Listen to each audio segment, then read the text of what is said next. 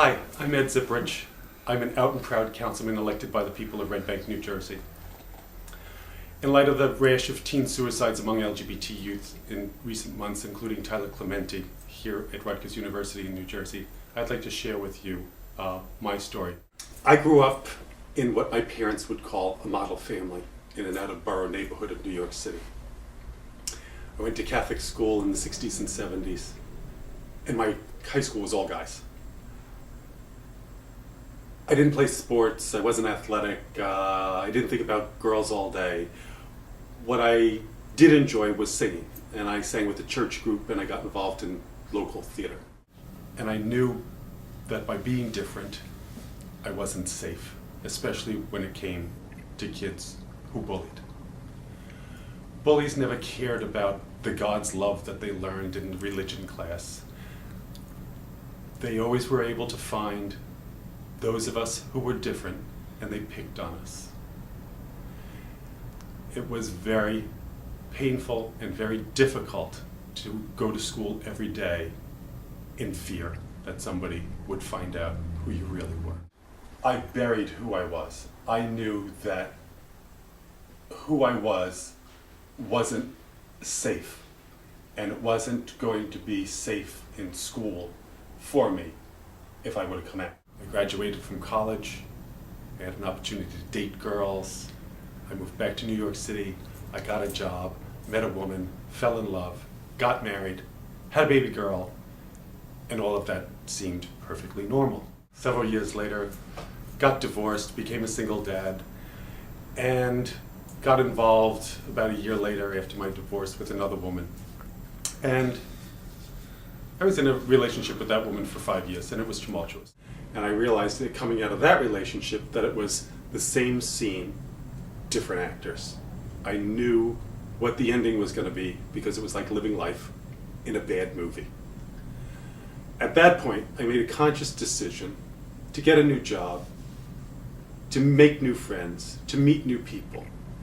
And luckily for me, I met a man who I fell in love with, and the love was so much richer and deeper than anything I'd ever encountered before. And fast forward 15 years later, we're living happily ever after. We live in a community where people love us, respect us, and they know us as an openly gay, loving couple. And we are involved in our community. In years past, I was asked to run for office after being involved in a number of community organizations. And my first year out, I ran for office and I lost by 53 votes. And I worked really hard, but the agony of defeat was 53 votes. One of the local politicians told me after that it was probably due to some homophobia in the community. Well, that was the last thing I needed to hear, because that made me come out again in the following year, tougher, stronger, working harder than my opponent to win a victorious election that is a record breaker for our town. As an elected official, I changed the way that people look at me. Even some of the bullies I encountered in high school now come to us and ask us for advice on how to raise their kids and some of those kids who are identify as LGBT. Listen, my baby girl grew up with 2 dads and a mom, and she's loved by all of us, and she's attached to all of us. And she's a young woman now, and she really can tell you how her life got better, and how she's changing the world.